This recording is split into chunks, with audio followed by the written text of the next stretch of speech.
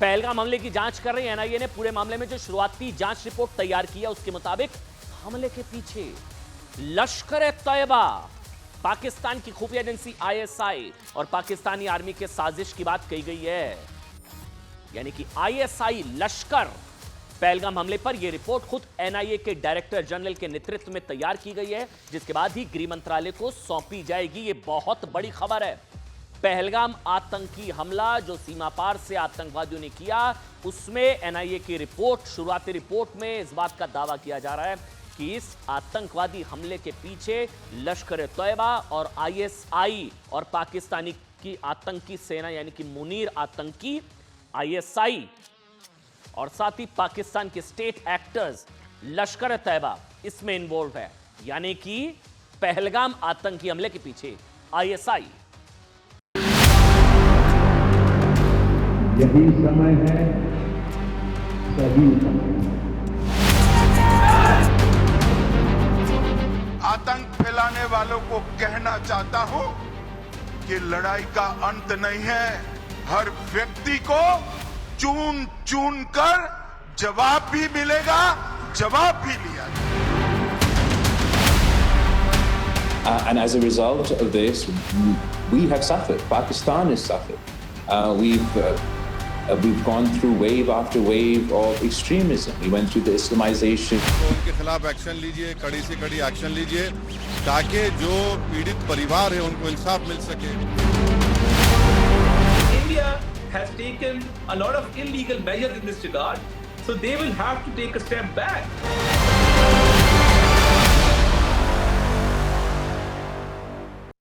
और पहलगाम आतंकी हमले को लेकर आईएसआई का हाथ होने का शक जाहिर किया जा रहा है एनआईए की तरफ से। शुरुआती रिपोर्ट में बताया जा रहा है कि इस आतंकवादी हमले के पीछे आईएसआई। उधर आपको बता दें, जल्दी से अपडेट आपको दे देते हैं। आतंकी हमले को लेकर जिस बात का शक पहले दिन से था, एनआईए का रडार भी उसी ओर मुड़ गया। रडार पर है कई गद्दार। सूत्रों के हवाले से बड़ी खबर है कि एनआईए ने बैसरन घाटी में कई पोनी ड्राइवर्स यानी कि खच्चर वालों को हिरासत में ले लिया है। स्थानीय मदद, लोकल हेल्प, खच्चर वालों को शुरुआती प्राइमा फेसी इस तरह के एविडेंस मिल रहे हैं कि वहां पर लोकल सपोर्ट के साथ इस आतंकवादी हमले को अंजाम दिया गया। खच्चर वालों को हिरासत में लिया गया है। एनआईए पिछले कई दिनों से पहलगाम में काम करने वाले 2000 से ज्यादा खच्चर वालों से पूछताछ कर रही थी। थाने में बुलाया था। एनआईए को जिन खच्चर वालों, पोनी ड्राइवर्स के बयानों में विरोधाभास मिला है, उन्हें हिरासत में ले लिया गया है। ऐसे संदिग्ध पोनी ड्राइवर्स यानी कि खच्चर वालों की संख्या काफी बड़ी है। और सुन लीजिए, एनआईए के जुड़े सूत्रों के मुताबिक पिछले 8 दिनों से इन खच्चर वालों से लगातार पूछताछ चल रही है। प्रधानमंत्री नरेंद्र मोदी की भी तरफ से कहा गया कि आतंकवादियों को जिंदा पकड़ना होगा और उनका समर्थन करने वाले और उनको सपोर्ट करने वालों को भी पकड़ना है। जांच का मुख्य फोकस यह पता लगाने पर है कि पहलगाम के आसपास कौन कौन से एग्जिट पॉइंट्स हैं जो दुर्गम और जिनसे होकर आतंकी घुसपैठ कर सकते हैं। इनके जरिए यह जानकारी पहलगाम के आसपास इन लोगों ने इस तरह की मदद की। एजेंसियों का मानना है साहब कि आतंकवादियों को इलाके की भौगोलिक जानकारी देने में लोकल सपोर्ट की बहुत बड़ी भूमिका हो सकती है, जो रेकी की गई। इसलिए एनआईए कई खच्चर वालों के मोबाइल कॉल रिकॉर्ड, सीडीआर और लोकेशन हिस्ट्री की जांच कर रही है, यानी कि फुटप्रिंट्स पिछले कुछ समय में कहां किस। लेकिन इस पूरे मुद्दे को लेकर, पहलगाम आतंकी हमले को लेकर फारूक अब्दुल्ला से क्या बातचीत रही, वो देखिए। ये पहली बार है कि पर्यटकों को, टूरिस्ट को बल्कि रिलीजन पूछ के मारा गया। वो कश्मीर नहीं ले सकते, वो तो सपने में भी नहीं, लेकिन हम तो ले सकते हैं अपना पीओ के साथ। फारूक अब्दुल्ला इसमें कुछ नहीं कह सकते। आपने बोला था पीओ के शब्दशः बोलूंगा, किसी के बाप का नहीं है। भी ने बोला था पाकिस्तान ने चूड़ियां नहीं पहन रखी, मगर आज मैं कहता हूं ना, मैं मानता हूं ना आज कि मैं गलत था।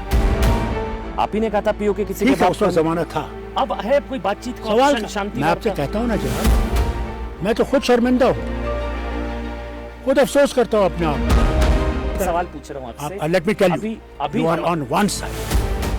हां, मैं देश You की want to साइड हूं, hang भारत की Farooq साइड हूं। Abdullah. That's what I mean. Farooq Abdullah has आपके never. कार्यकाल सुनिए, में बहुत जिम्मेदारी Farooq Abdullah has आपकी है ना, never फारूक been a साहब। Pakistani. फारूक साहब, मैंने भी नहीं कहा आपको पाकिस्तानी, लेकिन अगर आपके कार्यकाल में हुआ तो हुआ। आपकी जिम्मेदारी है। तो हुआ मत बोलिए। सुनिए मेरी बात, मुझे समझ नहीं आती आप क्या चाहते हैं, क्या चाहते हैं? What do you want? Wise बता सकता हूं आपको फारूक साहब, मैं डेट वाइज जस्टिस गंजू नवंबर, जस्टिस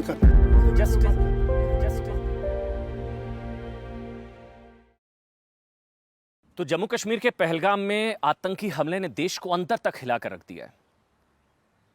जिस तरह से क्रूर तरीके से नरसंहार हुआ, मैसेकर हुआ, आतंकवादी हमला हुआ, 26 निर्दोष लोगों की जान गई, उसके बाद से पूरे देश में आक्रोश है, बदले की बात की जा रही है। पानी रोका जा चुका है पाकिस्तान का, इंडस वाटर ट्रीटी रद्द की जा चुकी है, एयर स्पेस बंद करने की बात आ रही है, बदले की बात की जा रही है। प्रधानमंत्री लगातार दिल्ली में बैठ के कर रहे हैं, लेकिन जम्मू कश्मीर से क्या आवाज़ जा रही है पहलगाम को लेकर? मेरे साथ आज बेहद खास मेहमान है, जिनको मेरे ख्याल से पूरा देश नहीं पूरी दुनिया सुनना चाहेगी। इस हमले को लेकर उनकी क्या सोच है और वो क्या सोचते हैं कि इसका क्या जवाब हो सकता है। मेरे साथ फारूक अब्दुल्ला, जो कि नेशनल कॉन्फ्रेंस के अध्यक्ष हैं, जम्मू कश्मीर के पूर्व मुख्यमंत्री हैं। फारूक साहब, बहुत बहुत धन्यवाद, आपने समय निकाला। सवाल कुछ नहीं, क्योंकि मैं सवाल कुछ है नहीं, बस ये शायद पहली बार हुआ जब टूरिस्ट को अटैक किया गया। मतलब 90 का दौर भी आपने देखा है, हम सब ने देखा, 2025 चल रहा है। ये पहली बार है कि पर्यटकों को, टूरिस्ट को बल्कि रिलीजन पूछ के मारा गया। बिल्कुल सही बात है, पहली बार है कि जबकि निहत्तों को जो आराम करने और इस खूबसूरती को देखने गए थे और उन पे ऐसा मैं कभी सोच भी नहीं सकता हूँ, कोई सोच नहीं सकता हूँ जो इंसानियत से ताल्लुक़ रखता है, कि वो इंसान को खड़ा करके उसका धर्म पूछ के उनको गोली मारे, शहीद कर दी। मैं हैरान हूँ, वो इंसान नहीं है, वो दरिंदे हैं। उनके साथ तो वो व्यवहार करना चाहिए कि जो कभी हुआ नहीं, पकड़े जाने चाहिए पहले। कोई भी नहीं है, आप कहते हैं हमारे वतन में, बल्कि मैं समझता हूँ दुनिया में इसकी निंदा की गई है। ये कैसे हो सकता है? ये होना नहीं चाहिए और उसको बंद होना चाहिए। मैं फारूक साहब आपसे इसलिए आज विशेष तौर पर आपसे बात, अब ऑप्शन क्या है, क्या करना चाहिए? मतलब ये कभी उड़ी, कभी पुलवामा, फिर पहलगाम, अभी पानी रोका गया है, एयर स्पेस बंद करने की बात, पठानकोट, कोई फुल एंड फाइनल कुछ होना चाहिए? आपको लग रहा है कि अब बस हुए एक बार में?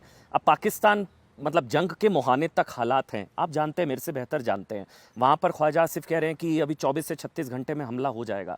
क्या होगा, क्या होना चाहिए आपके हिसाब से, क्या करना चाहिए भारत को? देखिए, एक सिटीज़न होने के तहत मैं प्रधानमंत्री के फैसले के साथ हूँ। जो भी प्रधानमंत्री हिंदुस्तान के, हमारे वतन के फैसला करेंगे, हमने तो साफ कह दिया कि हम उनके साथ हैं। जो भी वो सोचें बेहतर है, क्योंकि हम चाहते हैं कि आतंकवाद अब बिल्कुल ख़त्म हो। कभी इसको जड़ से उठाना चाहिए, और जो इसके लिए जिम्मेवार है, जो इसके पीछे हैं, उनको कड़ी से कड़ी सज़ा देनी चाहिए। अगर वतन उसके पीछे, देखिए आप जानते हैं करगिल हुआ, उन्होंने पहले कहा हमने नहीं किया, कहा उन्होंने, फिर माना कि हमने करगिल किया। मुंबई हुआ, कहा हमने नहीं किया, या बाद में माना। यानी हर चीज़ में उन्होंने यही कहा कि हम नहीं हैं। अरे आप नहीं हो तो फिर कौन है? आपके देश से तो आ रहे हैं, आपके लोग तो उनको ट्रेन कर रहे हैं, आपको तो उन बंदूकें और ये चीज़ें दे रहे हैं, और आपको उनको रास्ता दिखा रहे हैं। यहाँ पे मैं आपको एक बात ये भी कहना चाहता हूँ, जब मौलाना अजहर को छोड़ा था, मसूद अजहर, मैंने उस वक्त कहा था कि मत छोड़िए इन्हें, इन्होंने अपने वो बना रखे हैं अपने एरियाज। मैं किसी ने माना? हम आज उसी चीज़ का खमियाजा उठा रहे हैं। नहीं छोड़ना चाहिए था, मगर किया। अब आगे ऐसा नहीं होना चाहिए। आप कह रहे हैं आतंकवाद को जड़ से खत्म, फुल एंड फाइनल, लेकिन उसके लिए तो जहां फैक्ट्री है, जहां आतंकवादियों की फैक्ट्री है, खत्म करो, तो पाकिस्तान पर हमला है। फिर ऑप्शन या तो ये है, या तो जंग के हालात हो, फिर जंग हो, फिर वो न्यूक्लियर की धमकी देते हैं। कभी सजेस्ट नहीं करूंगा वो क्या करेगा। वो भी न्यूक्लियर पावर, ये भी न्यूक्लियर पावर है, ऐसी बात नहीं है। और मुझे याद है वाजपेयी जी ने जब पहला हमने टेस्ट किया इंदिरा गांधी जी के बाद, पोखरण में मैं गया उनके साथ। क्या कहा उन्होंने वहाँ? कहा हम कभी इसको पहले इस्तेमाल नहीं करेंगे। और मैं आपको बताऊं, जब भी आक्रमण उधर से हुआ है जी, वो उनकी तरफ से हुआ है, हमने कभी शुरू नहीं किया। करगिल देख लीजिए, हमने शुरू नहीं किया था, उनने शुरू किया था। जितने भी बार हमले हुए हैं उन्होंने शुरू किया। नहीं तो ये नो फर्स्ट यूज पॉलिसी की बात कर रहे हैं ना मेरे ख्याल से, कि पहला हमला हम नहीं। हम क्योंकि हमने देखना है, देखिए एक हिरोशिमा और नागासाकी आपके सामने है, और आज ये जो बम है ये उससे भी खतरनाक है। मगर अगर फाइनली वो होना पड़े तो बस नहीं तो आपको ये नहीं लगता है सर कि नो फर्स्ट यूज पॉलिसी को रिविजिट करने की जरूरत है? क्योंकि पाकिस्तान नहीं मानता उस चीज को। पाकिस्तान ने कभी नहीं माना। तो हमें क्या रिविजिट करने की जरूरत है नो फर्स्ट यूज पॉलिसी? हम इंसानियत में, ये महात्मा गांधी का देश है। महात्मा गांधी के देश में हमने पहले वो सब चीजें इस्तेमाल करनी है जो युद्ध को रोक सकेंगी। सर अगर दुश्मन नहीं मान रहा ना उस चीज। नहीं, अगर फाइनल नहीं होता तो फिर और क्या आपका ऑप्शन आपके पास है? आपको ये भी देखना है, जब ये छोटी चीज नहीं होगी। चीन भी हमारे सरहदों पे है, वो भी याद रखिएगा। हमें सब चीजों को कैलकुलेटेड देखकर हमने अपनी नीति बनानी है, और वो प्राइम मिनिस्टर बना रहे होंगे। ठीक बात। वो बना रहे होंगे। सिर्फ देश को मैं एक बात कहूंगा, खड़े रहना है प्रधानमंत्री के पीछे जबरदस्ती से, मजबूती से। क्योंकि फारूक साहब आप हमेशा, क्योंकि बातचीत की वकालत करते हैं, आप हमेशा मुश्किल से मुश्किल दौर में भी आपकी कई बार आलोचना हुई, आप जानते हैं कि आपने हमेशा बातचीत, जब मैं बात करता था, अब है कोई बातचीत का ऑप्शन, शांति मैं आपसे कहता हूं ना जनाब, मैं तो खुद शर्मिंदा हूं, खुद अफसोस करता हूं अपने आप पे कि जिस चीज को मैं कहता था, ये बड़ी बात कह रहे हैं, जिस चीज को मैं कहता था आज मैं उससे हार गया हूं। इनने हमें हरा दिया है। बातचीत का कोई ऑप्शन नहीं। वो मानते ही नहीं थे, वो टेबल पे आने के लिए तैयार ही नहीं है। क्या वो कश्मीर को ले सकते हैं? क्या कश्मीर उनके साथ जा सकता है? क्या हम टू नेशन थ्योरी मानते हैं? नहीं। तो फिर जिनको जाना था पाकिस्तान, वो 47 में चले गए। वो नवाब थे, अमीर थे, बड़े पढ़े लिखे थे।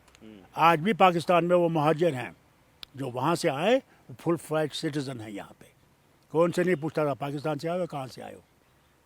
नहीं, वो कश्मीर नहीं ले सकते, वो तो सपने में भी नहीं, लेकिन हम तो ले सकते हैं अपना पीओ के। सर कौन कहता है? ये तो पार्लियामेंट में ये पास हुआ जनाब, पार्लियामेंट में है कि वो हमारा हिस्सा है। ये सही टाइम है आपके हिसाब से? कुछ भी कर सकते हैं, पीओ के फैसला इन्हीं का होगा। फारूक अब्दुल्ला इसमें कुछ नहीं कह सकते, क्योंकि ये भारत का मामला है, हम सब के मामला। नहीं, लेकिन मैं इसलिए बार बार ये पूछूंगा क्योंकि जिस तरह का माहौल है, प्रधानमंत्री ने एक शब्द का इस्तेमाल किया, समय कम है लक्ष्य बड़ा है। प्रधानमंत्री ने सेना को फ्री हैंड दिया, बिल्कुल जंग के मुहाने पर। आपको लग रहा है ये सही समय है पीओ के विलय का? जो राजनाथ सिंह ने भी कहा था, पार्लियामेंट का रेजोल्यूशन है, प्रधानमंत्री कसक शब्द का इस्तेमाल कर चुके हैं। करें, हम देखें पीओके की वापसी। देखिए, हम देखना चाहते हैं, दिखाएं। हमने कभी रोका नहीं, कभी नहीं रोका, कभी नहीं कहा नहीं कही। लेकिन माफ करिएगा फारूक साहब, आप ही ने कहा था पीओके किसी के बाप का नहीं है।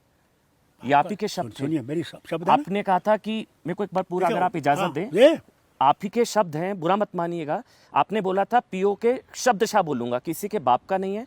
आप ही ने बोला था पाकिस्तान ने चूड़ियां नहीं पहन रखी, आप ही ने पाकिस्तान के पास एटम बम, ये तीनों चीजें आप ही ने बोली थी कि चूड़ियां नहीं पहन रखी और पीओके किसी के बाप का नहीं है। मैं मानता हूं ना आज कि मैं गलत था। मैं समझता था कि हो सकता है वो अकल में आएंगे, अकल में नहीं आए। तो पीओके तो हमारा है ना। किसने कहा नहीं है? आप ही ने कहा था पीओके किसी के बाप का। उस जमाना था। ठीक, आज मैं देखना चाहता हूँ आप ले सकते या नहीं ले सकते, करिए। फारूक अब्दुल्ला रोकने वाला नहीं है, न उस वक्त रोकने वाला था, न आज रोकने वाला है। इसके अलावा फारूक साहब, आज एनआईए के सोर्सेज से पता लगा कि ओवरग्राउंड वर्कर्स 20 के करीब हैं, यानी कि लोकल हेल्प भी मिली है। अगर इनको पता कई है, गद्दार हैं। अगर इनको पता है जी, बोलना तो बड़ा आसान है। मैं भी मुख्यमंत्री था, उस वक्त क्या इन्फॉर्मेशन आती थी? 20 यहाँ से क्रॉस कर रहे हैं। हमारा बॉर्डर कहाँ से है? कुठवा से लेकर उड़ी तक, उड़ी से लेकर टंगधार तक, टंगधार से लेकर गुरेज तक, गुरेज से लेकर फिर लद्दाख के हिस्से में, कारगिल और लद्दाख। आप मुझे भेजें, ये 23 आ रहे हैं, कहाँ से आ रहे हैं ये तो बताओ। नहीं, लेकिन बिना लोकल हेल्प के तो इतना बड़ा अटैक नहीं हो सकता, ये तो आप मेरे से बेहतर साहब, मैं जानते हैं। पहले से कह रहा हूँ, लटरम कौन था? लटरम भी तो यही था जिसको आप ले गए जहाज में वहाँ और दूसरे को ले गए, वो कहाँ के थे? आज भी जो इन्होंने वो इनका खाका खींचा है उसमें तो 2 वो दिखा रहे हैं कि वो कश्मीर के थे और 2 जो है वो कहते हैं या तो वो पाकिस्तान का है या अफगान का है। नहीं तो अगर इनको इतनी इंफॉर्मेशन है, आज तक हम लोग उन 4 फॉरेन नेशनल्स को जिन्होंने मार डाला, आज तक हमें उनकी खबर नहीं मिली। आज तक कहाँ गए? तो ये जो कमजोरी ओवरग्राउंड तो हमारी है। अगर ये जानते हैं कि ओवरग्राउंड कहाँ है, क्यों नहीं निकालते? कहाँ है उड़ा वो? जा रहा है, अब तो घर उड़ाए हैं आदिल ठोकर से साहब, लेकर देखिए, कितने मैं आपको सुनाऊं, सुनिए। कितने मैं आतंकवादी इसके फेवर में नहीं हूँ कि आप घर उड़ाए। आप फेवर मैं में बाप, नहीं है। मैं बताऊं क्यों? मैं बाप हूँ। वो आतंकवादी सुनिए आदिल ठोकर सुनिए मेरी बात। ये आतंकवादी का घर नहीं है, उसके बाप का घर है। बच्चा अगर शराब पीने लगे, बाप ने पुलिस को सुनिए, नहीं बताया ना सर। बाप अगर शराब पीने लगे, ये बेटा वो दवाइयाँ खाने लगे, बाप को कैसे पता लगता है? आजकल तो जनाब जमाना ऐसा आ गया है, आज घर से निकल जाता है। फारूक साहब, ना इत्तेफाकी है, शराब पीने और आतंकवाद फैलाने में फर्क है। फर्क है, बाप ने मगर पुलिस को बताया सुनिए, कि मेरा बेटा आतंकवाद के मगर रास्ते सुनिए पर मेरी गया, बात, तो सुनिए। बाप भी मिला हुआ है ना फिर। किस तरह? अगर बाप ने नहीं बताया को पुलिस पता ही को, नहीं है। बाप वो कहता है मैं जी जा रहा हूँ अमृतसर, उसी का पता वो पार जा रहा है। क्या पता क्या अगर आपका बेटा यहाँ से निकल के जाता है और बॉर्डर क्रॉस करता है, आपको कहता नहीं है, उसको क्या पता वो चंडीगढ़ में। तो ये डेटरेंट नहीं होगा कि आज के बाद नजर रखी जाएगी बेटा की साहब, नहीं होगा? सरिया साहब, मैं कहता हूँ नज़र ही मत रखिए, बल्कि ये देखिए कौन है, कहाँ है, किधर हैं। मैं जानता हूँ जब मैं चीफ मिनिस्टर था और ये हमने एक आदमी को पकड़ा, मुझे साफ कहा यहाँ लोगों को ट्रेन करके भेजा गया है जी। और मैंने जोर से ये कहा कि वेपन वहाँ से आ रहे हैं, ट्रेन करके आ रहे हैं, इनको दुकानें दी गई हैं जहाँ पे ये साइलेंट फोर्स रहेगी, जिसमें उनका वो हैंडलर वहाँ से कहेगा उठो, वो उठ जाएंगे। किसी ने नहीं माना, किसी ने नहीं माना। आप यहाँ के अखबार उस वक्त के देखिए, कहा फारूक अब्दुल्ला अपनी कुर्सी बचाने के लिए कर रहा है। फारूक अब्दुल्ला कुर्सी बचाने के लिए नहीं कर रहा था, वतन बचाने की कोशिश कर रहा नहीं तो फिर इनका भी आतंकियों वाला इलाज होना चाहिए फारूक साहब। है। कौन कहता है नहीं होना चाहिए? इन गद्दारों का भी, ओवरग्राउंड वर्कर्स का हुजूर भी। मैं कहता हूँ करिए ना, तो वही तो बात किया, घर करने की उड़ाया। जरूरत क्या है? फारूक साहब, वही तो किया, घर उड़ाया। भैया आपने 4 घर उड़ाए, उड़ाए ना आपने 4 घर। जी। आप कहते हैं 20 है, कौन है वो 20? मददगार है। कहाँ है? आपको नाम पता है? इनको पता है? जो ये कह रहे हैं कि हमारे पास है, कहाँ है वो उनका? जो इन 4 को नहीं पकड़ सके जिनने ये धंधा किया अभी तक। 10 दिन हो गए, 10 दिन। हमारे पास ड्रोन भी है, हमारे पास क्या चीज़ है जो इजराइल से आई है, उसके बावजूद भी हम उनको नहीं पकड़ सकते। देखिए हमारे लायक शर्म नहीं है? इतना बड़ा देश, इतनी बड़ी फौज, यहाँ 1.5 लाख तो आर्मी है, 3 लाख बाकी फोर्सेस है, उसके बाद भी ये हो, शर्म नहीं है हमारे आपको लिए? लगता है इस तरह से घर उड़ाने से डिसकंटेंट होता है और ज्यादा नाराजगी होती है देखिए आम कश्मीरी में? मेरा घर आप उड़ा दिए, जो मैंने बड़ी मेहनत से बनाया। आप समझते हैं 7 घर उड़ा दिए, अब उनको डर पड़ जाएगा। जब लड़ाई का मौका आया, क्या डर लगा उनको? नहीं, हेल्प है, लोकल हेल्प है, तभी आतंकवादी अभी बताया गया वहीं पहलगाम में ही है। सर अब सुनिए, मैं आपसे कह रहा हूँ, ये जो आप तो सिर्फ पहलगाम की बात करते हैं, जम्मू की बात करिए। वहाँ जो बिलावर में हुआ, वहाँ मुसलमान और हिंदू आज तक घबराए हुए हैं। क्या पकड़ा उनको? क्या पकड़ा उनको जो रजौरी में कर रहे हैं, पुंछ में कर रहे हैं? आपने क्योंकि इसका जिक्र अभी पहले भी किया, एक मैं आज आपका स्टेटमेंट सुन रहा था, जिस तरह से डिपोर्ट भी किया जा रहा है पाकिस्तानियों को कश्मीर से, पाकिस्तानी महिलाएं, पाकिस्तानियों को, 50 वो भी उस 70 आपने कहा इनह्यूमन है वो। मैं क्यों नहीं, 70 ईयर्स से वो यहाँ बसे हुए हैं, वो पाकिस्तानी नहीं है। लेकिन इलीगली बसे हुए हैं ना, यहाँ कितने इलीगल नहीं है? तो सबको निकालना होगा फारूक साहब। बंगाली जो वो आए थे, क्या उनको कहते, जो घुसपैठिए, बर्मा से आए थे, रोहिंग्या, मगर देन यू गो अगेंस्ट तो निकालना होगा ना, वो रह रहे हैं, इसका यून तो मतलब कहती है ह्यूमन, आपका ह्यूमन हिंदुस्तान तो ह्यूमन नेशन है। सर धर्मशाला तो नहीं है फारूक साहब, माफ करिएगा, लेकिन धर्मशाला तो नहीं है ना। नेशनल सिक्योरिटी वो इलीगल है, या आप मानते सिक्योरिटी हैं? Is a different thing. वो इलीगल है ना। उन्होंने पाकिस्तान की नागरिकता छोड़ी फारूक साहब, ना हिंदुस्तान की नागरिकता ली उन्होंने। नागरिकता उनके देखिए, उनके सुनिए, डॉक्यूमेंट्स बने। दुनिया एक इफ्तिखार अली, सर एक मिनट, हाँ। वो जम्मू कश्मीर पुलिस में था, 25 साल से नौकरी कर रहा है, पासपोर्ट पाकिस्तान का नागरिक भारत में। देखिए कई लोगों ने, उसमें बताया गया कि आपके कार्यकाल में कई लोगों में नागरिकता ली है, मगर नागरिकता दी नहीं गई। नहीं, नागरिकता है उसको नहीं छोड़ा जा रहा। आपसे कहता हूँ, जो पाकिस्तान का नागरिक है, आप भी जानते हैं फारूक साहब, उन्हीं को निकाला जिन्होंने नागरिकता नहीं ली, जो इलीगल है। निकाल, आप कह रहे हैं इनह्यूमन है? ये है इनह्यूमन। मैं आज भी कहता हूँ इलीगल है, कुछ भी हो, इलीगल हो फिर भी। Yes they should be not treated like prisoners. कल को यही उठ के फिर कोई ओवरग्राउंड वर्कर बना तो? बॉर्डर बंद कर दिया है। हाँ, अटारी बॉर्डर बंद। न वो इधर के हैं न उधर के हैं, दर बदर बच्चे लेके आपके बॉर्डर के पास है। क्या ये ह्यूमन है? क्या ह्यूमन है ये? सर कल को अगर यही वो अगर पाकिस्तानी ओवरग्राउंड थे, वर्कर तो बनते वो लेने नहीं थे हैं, यार। यही अगर फारूक साहब ओवरग्राउंड वर्कर बनते हैं बिना डॉक्यूमेंट्स के, इलीगल, पाकिस्तान की नागरिकता नहीं छोड़ी, भारत की नागरिकता नहीं ली, तो फिर ये इलीगल है ना फारूक साहब।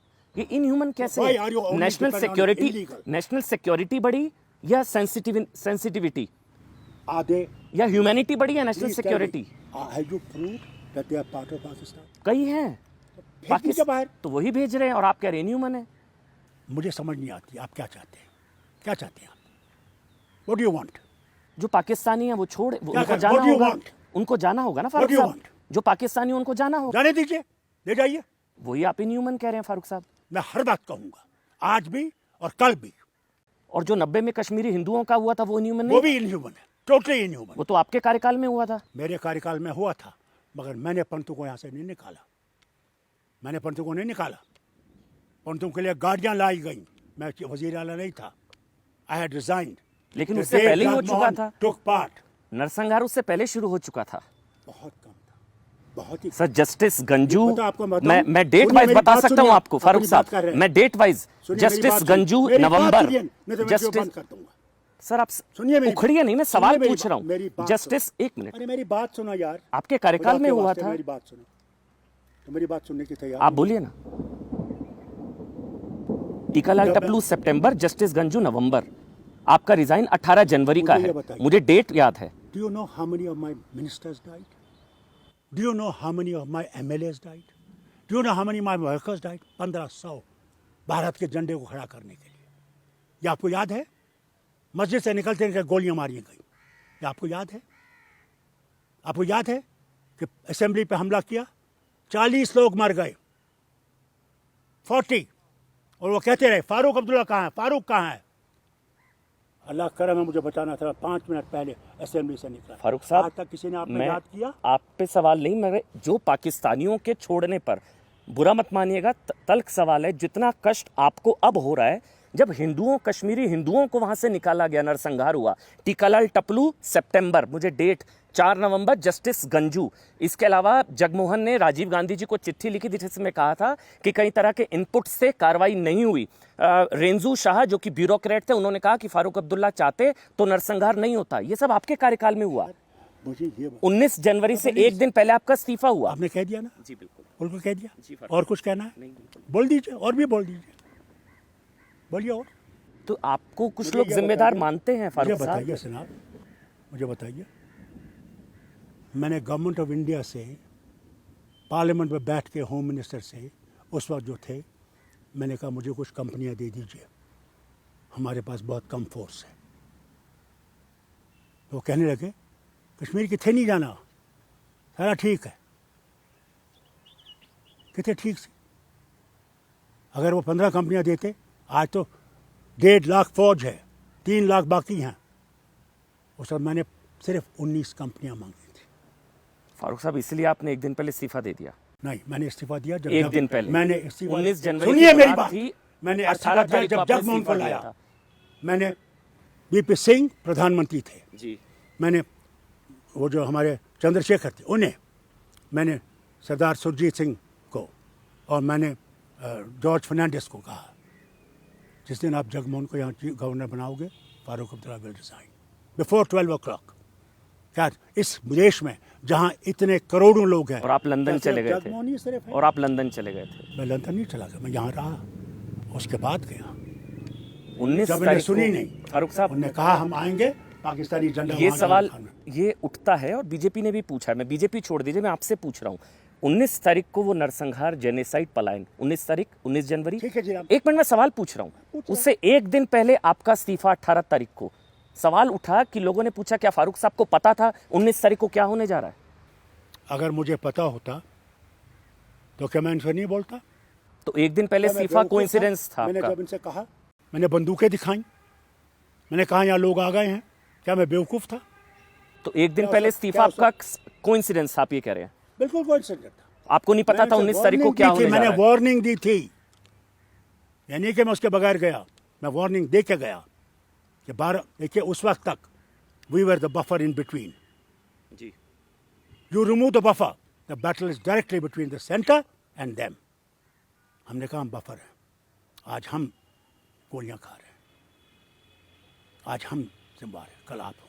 आप बिल्कुल अपने आप को जिम्मेदार नहीं मानते कश्मीरी हिंदुओं के साथ जो हुआ? उस वक्त रेंजू शाह जो आप जानते हैं, उस वक्त ब्यूरोक्रेट, उन्होंने बोला आप चाहते तो नरसंहार नहीं होता। रेंजू साहब जो है ना, वो 10 दफ़ा आए मेरी पार्टी में ज्वाइन करने के लिए, मैंने पार्टी में नहीं लिया। उस आदमी का कोई ईमान नहीं है, वो जिस मर्जी से कहता है कहने दीजिए। ठीक, आप तो सारा ब्लेम मुझ पे लगा रहे हैं, जैसे मैं ही पाकिस्तानी बैठा हूँ उनका। फारूक साहब नहीं, मैं आप पर 19 तारीख को आप तो कह रहे हैं इसी तरह। एक दिन पहले योर इस्तीफा- channel is trying to put that Farooq Abdullah is responsible for this. नहीं, मैं नहीं, फारूक सारे अब्दुल्ला इज कश्मीरी रिस्पांसिबल, पंडित हैंग मानते हैं। फारूक अब्दुल्ला। कश्मीरी हिंदू मानते हैं, आपको जिम्मेदार मानते हैं फारूक साहब? जिसके मुख्यमंत्री कार्यकाल में ये सब हुआ, राजीव गांधी को चिट्ठी जगमोहन जी ने लिखी थी, उस चिट्ठी का अंश जगमोहन में जी को मैं आपको पढ़कर सुनाऊं? आपने भी कट ऑफ मेरी बात सुनो। 1 नवंबर मौलाना लिखा था। फारूक को इन्होंने भेजे एजेंट मारने के लिए, उमर फारूक के बाप को। उसने गुजारिश की मुफ्ती साहब से कि मुझे गिरफ्तार कर लीजिए, मुझे किसी गवर्नमेंट हाउस में रखिए, मुझे ये मार डालेंगे। उन्होंने जगमोहन साहब से बात की, जगमोहन ने कहा इनको कोई खतरा नहीं है, सब ठीक है, और आतंकवादी इनके घर में गए, उनको गोली मार दी। माइग्रेशन कब शुरू हुआ था? 89 में। आप सीएम थे, हाँ मैं था। आपके कार्यकाल में हुआ? हाँ, जेनोसाइड आपके उनको डर कार्यकाल में लगा, हुआ? उनको डर लगा। कितने मारे गए, कितने? तो एक भी क्यों मरे? सुनिए मेरी बात, जस्टिस गंजू, मुझे टीकालाल बताइए टप्पू, हमारे कितने मारे गए? 1500। हमारे उनके भारतीय मारे गए। हम भी तो भारतीय हैं, तो हम फिर कौन से हमारे पाकिस्तानी उनके हैं? टीकालाल टप्पू भारतीय नहीं, जस्टिस गंजू नहीं?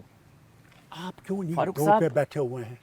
आप मुझ पे चढ़ाना चाहते हैं ना, मुझे कोर्ट में ले जाइए, चलिए, पानी का पानी और दूध का दूध हो। मैं ठीक है उस तरफ नहीं जा रहा, लेकिन मैं आप बस जा रहे आखिरी हैं में उसी एक तरफ। सवाल पूछ रहा हूँ आपसे। लेट मी टेल यू, अभी हम ऑन वन साइड, हाँ, मैं देश यू की वांट टू साइड हूँ, हैंग भारत की फारूक साइड हूँ। Abdullah, and that's not a new thing. Farooq Abdullah has आपके never- कार्यकाल में सुनिए, हुआ तो जिम्मेदारी फारूक अब्दुल्ला आपकी has है ना, never फारूक been a साहब। पाकिस्तानी। फारूक साहब, Never. मैंने भी नहीं कहा आपको पाकिस्तानी, लेकिन अगर आपके कार्यकाल में हुआ तो तो हुआ। आपकी जिम्मेदारी है। क्या करूं? हुआ तो हुआ नहीं ना साहब? मुझे बताइए। नहीं फारूक मैं- साहब, ये गलत, मेरी आप बात ये मत सुनिए। बोलिए हुआ तो हुआ। अच्छा सुनिए मेरी बात सुनिए। तो हुआ नहीं। अच्छा मेरी बात ये सुनिए। हुआ तो हुआ मत बोलिए। सुनिए फारूक मेरी साहब। बात। क्या कहा इन्होंने? गुस्सा मत करिए, आराम सुनिए से। क्या कहा इन्होंने? ये जो आतंकवाद है इसका जिम्मेवार 370 है, कहा। और जब 5 को ही हटा दिया अगस्त में, 5 अगस्त क्या आतंकवाद खत्म हुआ? क्या हम जिम्मेवार थे आतंकवाद के? बताइए, वो क्यों नहीं जवाब देते हैं? आज क्यों नहीं जवाब ठीक है, आपके देते? वाजिब सवाल आप है, क्यों नहीं बिल्कुल जवाब सही है। देते हैं कि साहब ये जो इतने टूरिस्ट है वहाँ एक सिपाही क्यों नहीं था? आप पूछते हैं? बिल्कुल तो फेलियर है। मैं जवाब बोलता हूँ, क्या? जवाब मैं- आया? फारूक साहब, मैं पूछता हूँ, जवाब फेलियर आया? है, जवाब आया? फेलियर है जो पहलगाम में हुआ। एक आखिरी सवाल फारूक साहब, देश आपको सुन रहा है, मैं जानना चाह रहा हूं अब हमारे पास ऑप्शन क्या है? एक आखिरी सवाल है, मैं और नहीं पूछूंगा। I am not ऑप्शन क्या है हमारे मैं पास? ऑप्शन के बारे में कुछ नहीं कहूंगा। Option is before the prime minister. He is my prime minister, he is your. जो भी डिसीजन आप साथ। He is the man who has to decide. Security is for him. ठीक। He has to safeguard every individual of this nation, irrespective of what is religion, what is region, what is language. It is for him. And we stand by him. और यही मेरे ख्याल से इस वक्त है जब 140 करोड़ भारतीय एक साथ हैं। फारूक अब्दुल्ला साहब का भी सीधा कहना है, जो भी सरकार का फैसला होगा, पार्टी, पूरा जम्मू कश्मीर, 140 करोड़ लोग, फारूक अब्दुल्ला प्रधानमंत्री नरेंद्र मोदी के साथ हैं। देखिए, मेरे साथ जम्मू कश्मीर के पूर्व मुख्यमंत्री फारूक अब्दुल्ला की सबसे चौंकाने वाली बात क्या रही, मैं आपके साथ शेयर करूंगा। पहली बात यह कि पहलगाम हमले के बाद आतंकवादियों का घर उड़ाया, फारूक अब्दुल्ला को गुस्सा आया। आतंकवादियों का घर उड़ाए जाने से फारूक अब्दुल्ला नाराज नजर आए। जिस तरह से आदिल ठोकर से लेकर कई आतंकवादियों का घर उड़ाया गया, उस पर उनका कहना है साहब ये गलत है। आतंकवादियों ने कुछ गलत किया तो उसकी कीमत उनके परिवार वालों को क्यों चुकानी पड़े? जब भारत के लोग सोचिए आतंकवादियों के खिलाफ सख्त कार्रवाई की मांग कर रहे हैं, ऐसे समय में फारूक अब्दुल्ला कह रहे हैं कि आतंकवादियों के घर नहीं गिराए जाने चाहिए। इसके अलावा दूसरी बड़ी बात, फारूक अब्दुल्ला ने भारत से पाकिस्तानियों को बाहर निकाले जाने को लेकर कहा कि यह अमानवीय है। आतंकवादियों का घर गिराना गलत है। पाकिस्तानियों जो गैर कानूनी तरीके से बिना यहां की नागरिकता लिए, बिना पाकिस्तान की नागरिकता छोड़े अवैध तरीके से यहां सालों से रह रहे हैं, इतना बड़ा घोटाला चल रहा है, उस पर फारूक अब्दुल्ला ने कहा यह गलत है, इनको इस तरह से निकालना नहीं चाहिए। एक शब्द का उन्होंने इस्तेमाल किया, इनह्यूमन, यानी कि अमानवीय है। चाहे वो गैर कानूनी तरीके से क्यों ना रह रहे हो, चाहे उन्होंने पाकिस्तान की नागरिकता नहीं छोड़ी हो या भारत की नागरिकता नहीं ली हो, फिर भी उन्हें लगता है साहब कि भारत को मानवीय आधार पर उनको नहीं निकालना चाहिए। फारूक अब्दुल्ला का सबसे आपत्तिजनक बयान 1990 में कश्मीर हिंदू नरसंहार को लेकर था। क्या हुआ, जिस तरह से फारूक अब्दुल्ला पाकिस्तानियों के देश निकाला से दुखी नजर आए, ठीक उनका कलेजा मुंह को आ रहा है, उसी पर उनसे सवाल किया साहब कि अगर पाकिस्तानियों के देश निकाला पर आप इतने आपके आंसू निकल रहे हैं, इतना अमानवीय है, तो उनके कार्यकाल में हिंदू नरसंहार और पलायन क्या मानवीय था? जिसके जवाब में 1990 की कश्मीर त्रासदी के लिए फारूक अब्दुल्ला ने जो कहा, उसको बीजेपी ने एक बहुत बड़ा मुद्दा बना लिया है। भारतीय जनता पार्टी ने फारूक अब्दुल्ला के इसी बयान पर कहा है कि फारूक अब्दुल्ला का यही असली चेहरा है, जो एक और पाकिस्तानियों को भारत से निकाले जाने पर आंसू बहा रहे हैं, दूसरी ओर कश्मीरी हिंदुओं की त्रासदी पर संवेदनहीनता दिखा रहे हैं। साहब, बीजेपी कह रही है कि फारूक अब्दुल्ला या तो कश्मीरी हिंदू नरसंहार और पाकिस्तानी आतंकवादियों की तरफदारी करने के लिए वो देश से माफी मांगे या देश छोड़कर पाकिस्तान चले जाए। दूसरी तरफ कांग्रेस ने फारूक अब्दुल्ला के आतंकियों के घर गिराने वाले बयान का समर्थन कर दिया है। कांग्रेस ने कहा है कि साहब कि अब्दुल्ला जो कह रहे हैं वो कश्मीर की भावना है, उनकी बातों को नजरअंदाज नहीं करना चाहिए। यानी कि अब्दुल्ला के बहाने कांग्रेस ने इस बात का समर्थन कर दिया कि आतंकवादियों के घर जिस तरह से उड़ाए गिराए जा रहे हैं वो नहीं करने चाहिए। वाला बयान है, अत्यंत बेशर्मी वाला बयान है। इस तरह की निर्लज्जता श्रीमान फारूक अब्दुल्ला को नहीं करनी चाहिए थी। अरे साहब, 8वीं सदी में जो है यजीद के हाथों जो है इमाम हुसैन का कत्ल हुआ था, आज दिन तक छाती पीटी जा रही है। और हिंदुओं का नरसंहार हुआ तो हुआ। हिंदुओं के नरसंहार करने वालों को चुन चुन कर मौत के घाट उतारा जाएगा।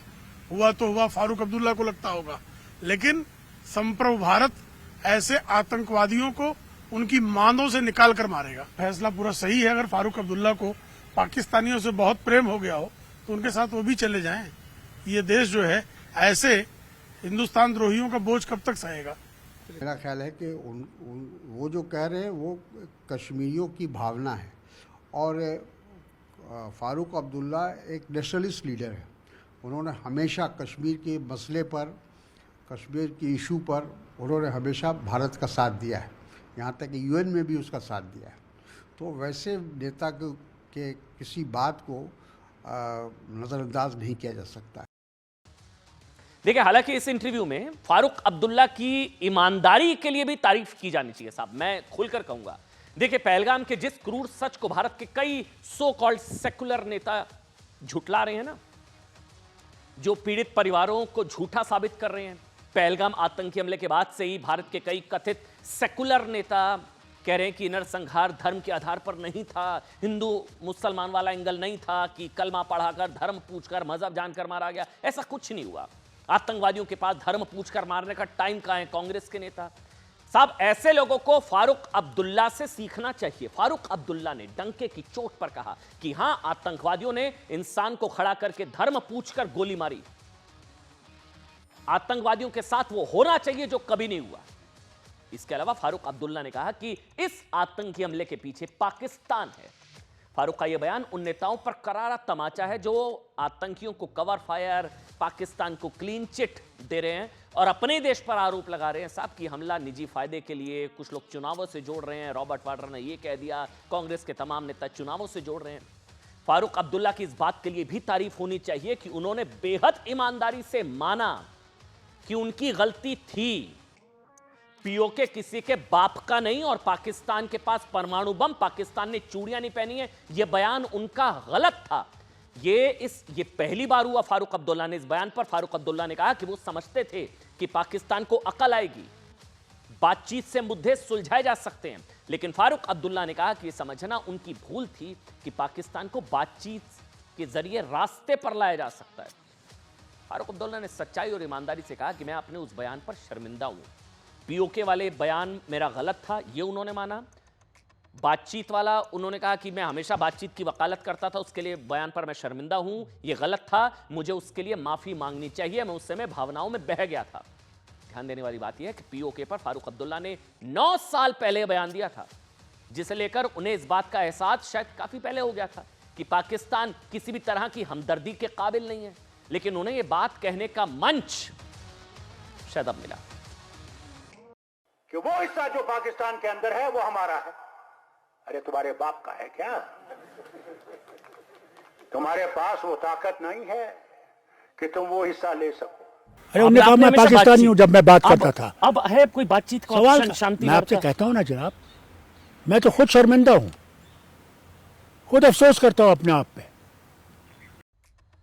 इधर भारत में लोगों में आक्रोश है बदले की भावना के तहत। कहा जा रहा है कि पाकिस्तान में घर में घुसकर, बल्कि ओवैसी कह रहे हैं घर में घुसकर मारो और वहीं बैठ भी जाओ। लेकिन पाकिस्तान में किस तरह की खलबली है? मोदी के संकल्प के बाद से पाकिस्तान में किस तरह का हड़कंप है? मोदी के डर के आगे कैसे पाकिस्तान सरेंडर कर चुका है और बिलावल भुट्टो कैसे कबूल कर रहे हैं कि हां, हमने आतंकी पाले।